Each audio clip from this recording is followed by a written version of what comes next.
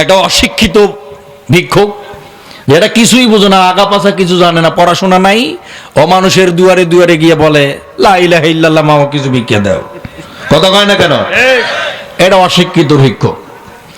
আর একটা ভিক্ষুক আছে, অধা দুর্নীতি ছাড়া বোঝে না, পড়াশোনা করছে, জ্ঞান আছে, বুদ্ধি আছে, মেধা আছে, কাজ করলেই, চাকরি করলেই সে বেতন পায়, কিন্তু সেটা না করে উল্টো দিক দিয়ে সে মাল কামাই করার ধান্দা করে।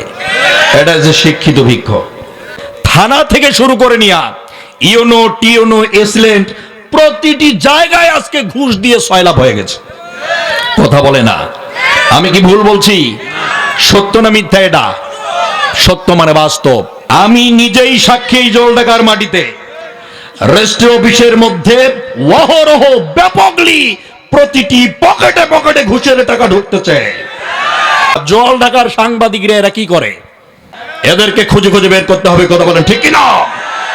এরপরে শুধু এখানে না, এসিলেন্ট অফিসেও এগুলো চলে। একটা জমির কাগজ নিয়ে যাবেন, আপনাকে কতবার যে ঘুরাবে তার কোনো শেষ নাই। অথচ এগুলো 28 থেকে 30 দিনের মধ্যে কাজ করা সম্ভব। বছরের পর বছর, 2-3 বছর ধরে এগুলো ঘুরায়, তার মানে মাল না দেওয়া পর্যন্ত সে করবে না। কথা বলে না কেন? বিশেষ করে জলঢাকার মাটিতে আর কোনো ঘুষের লেনদেন হতে দেওয়া যাবে না। আমার সাথে একমত? কারা কারা একমত দেখি তো, 2 হাত তুলে।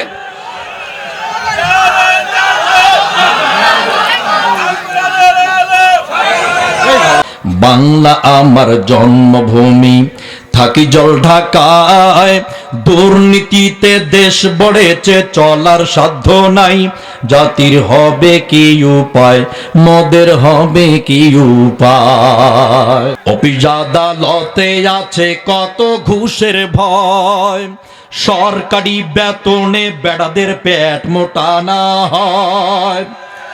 সোনার বাংলা নষ্ট কইরা এরা, সোনার বাংলা নষ্ট কইরা তামা করতে চায়।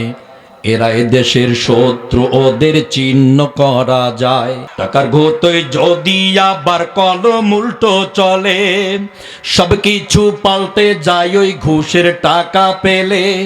কালো টাকার দৃষ্টি দিয়ে ক্ষমতাটা পায়, এসব চলে শিক্ষিত শয়তানের মহড়ায়। দেখো, এসব চলে শিক্ষিত শয়তানের মহড়ায়।